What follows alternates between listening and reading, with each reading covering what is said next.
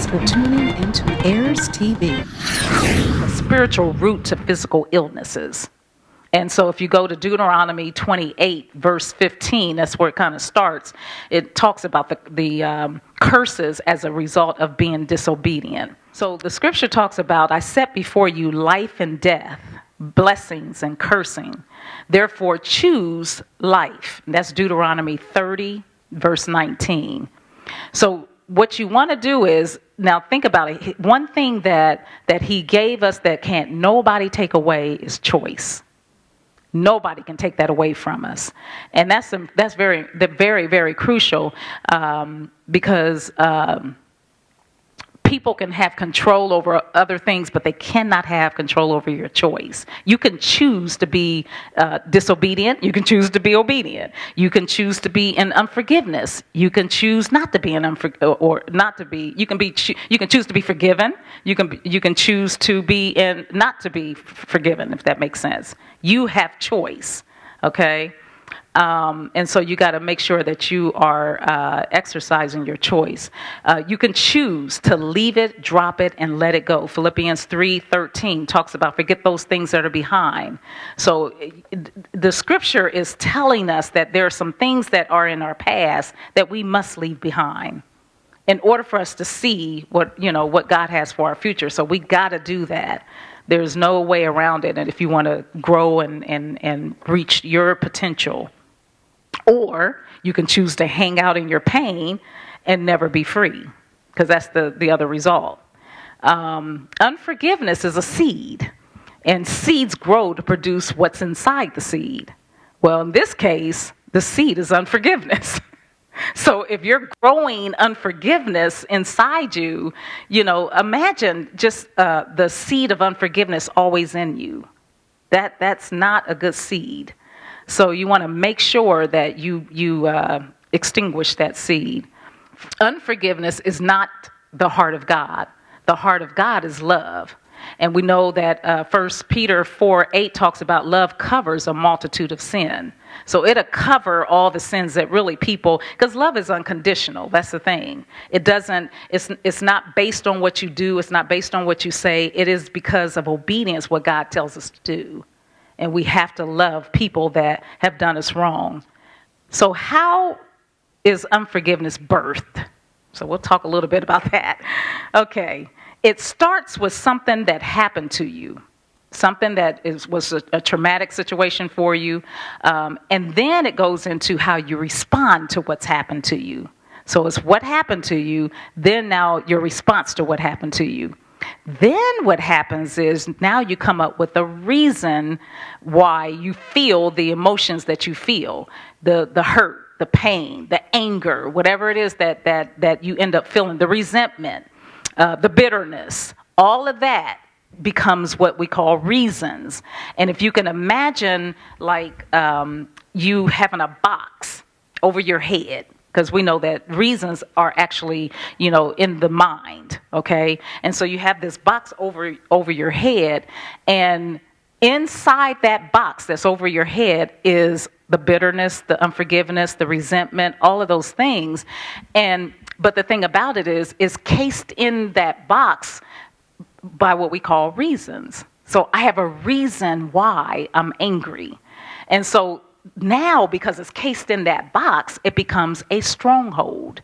That's how stronghold is developed, is you got a reason, you're justified why you should be angry. You're justified why you're resentful. You're justified why, you have aught against or offense against that person.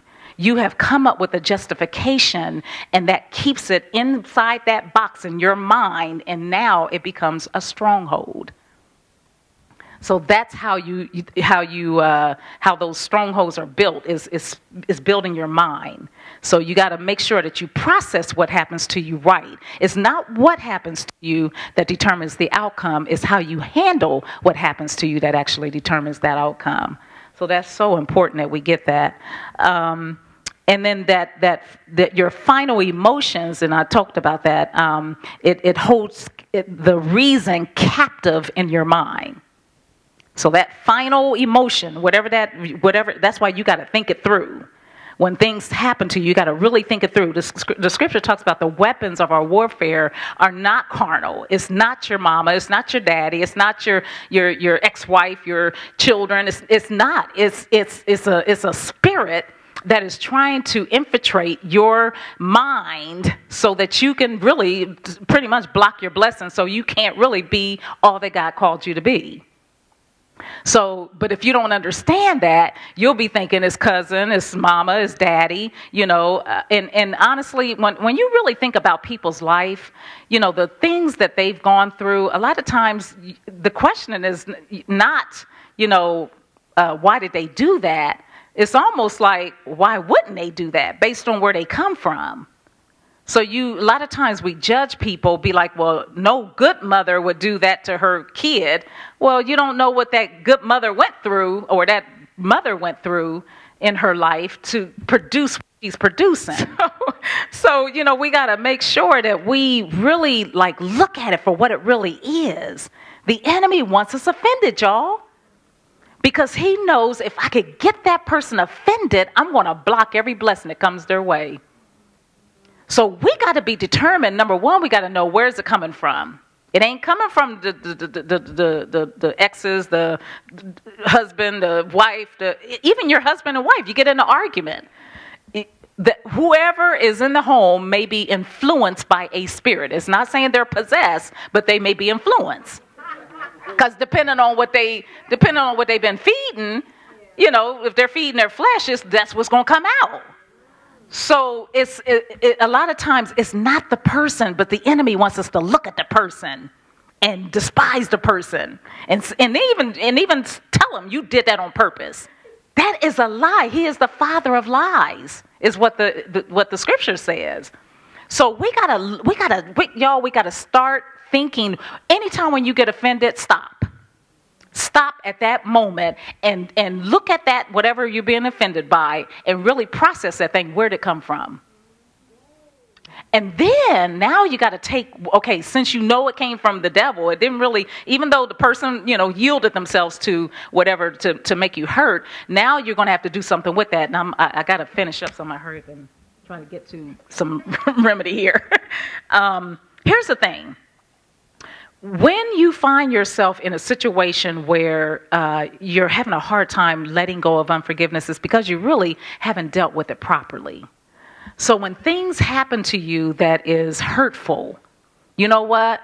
You got to allow, first off, it's a process. You got to allow, number one, acknowledge what happened. Accept what happened.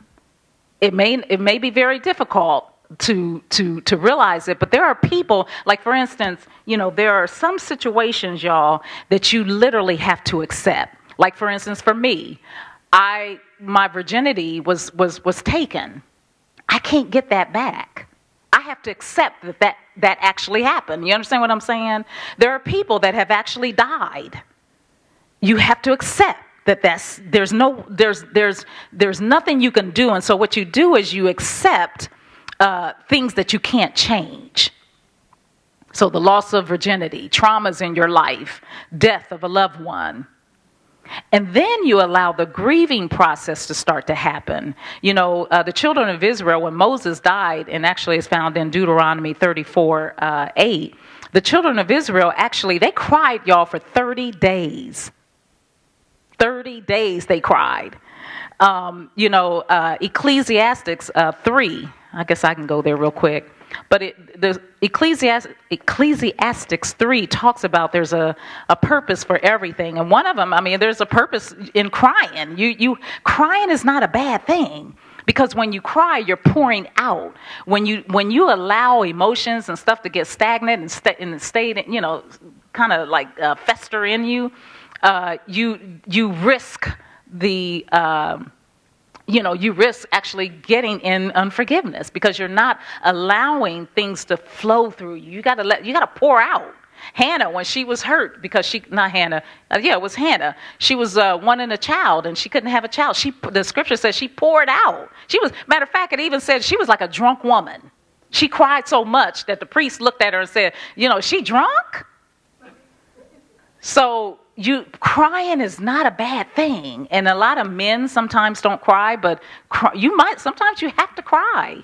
You just have to, because it's I know when I met my husband, he just, I thought something was wrong because he would not cry. Now he cried like a baby. I mean, watching the movie. Got you, honey. But he does. He cries a lot, and I love that about him. I mean, he's vulnerable enough to share, what's really on the inside of him. So God gave us those emotions for a reason, and so we need to do that. And understanding that weeping may endure for the night, but joy will come in the morning. You have to challenge that situation, as I said. We're just going to stop there. Hopefully you guys got enough to at least think about, where this stuff is coming from, because I'm telling you, God is wanting us to have a clean, the scripture says, create in me a clean heart. You don't want anybody no longer to control your heart, because that's what they're doing. They're controlling you. So you be thinking that, I'm just going to stay mad, and, this person deserves me being mad, and the person ain't even thinking about you. That's what's so bad about it. You be thinking, I remember I was, had situations where people offended me, and I would be sitting there like crying and thinking that they're thinking of me and, being, hurtful of what they did to me, and they ain't thinking about me. I remember there were times, even when, just being transparent with you guys, my husband and I would get into an argument, and I would be upstairs, right? And I'd just be thinking, oh, he just knows that I'm so sad. I mean, and he would come up and act like ain't nothing happened. And I'm thinking, I was like, don't you know I'm hurt? You know what I'm saying? But it's amazing how we do that. And so we be thinking the person's thinking about, they'd have to be inside us to really understand the gravity of what happened. So, either we're going to tell them, but if we turn around, because the more he didn't show that he, was remorseful and, what'd you say? Yes, I got angrier. And he's not even on my page. He's clueless. So open your mouth and tell the person, hey, when you said this, it hurt me, it offended me, but don't, be walking around thinking the person, you got to read your mind. You know what I mean? I did that a lot. Yes, and it's not fair. It is not fair.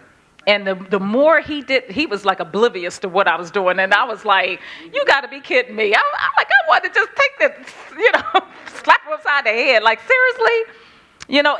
Because what we do, we mope around. So now we're moping around. We're put on sackcloth and ashes. And we're, got the face look like somebody died.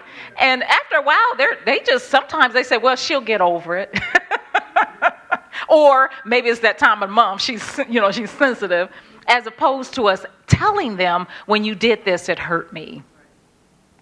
All right, so we'll stop there. Anybody online, do you have any questions, comments, thoughts? Thanks for tuning into Heirs TV. The completion of this video or entire audio can be accessed at our website at www.heirscc.org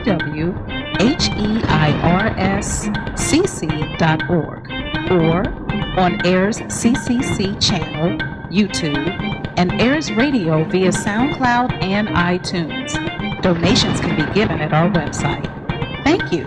Remember, at Heirs, we believe we're just what you prayed for.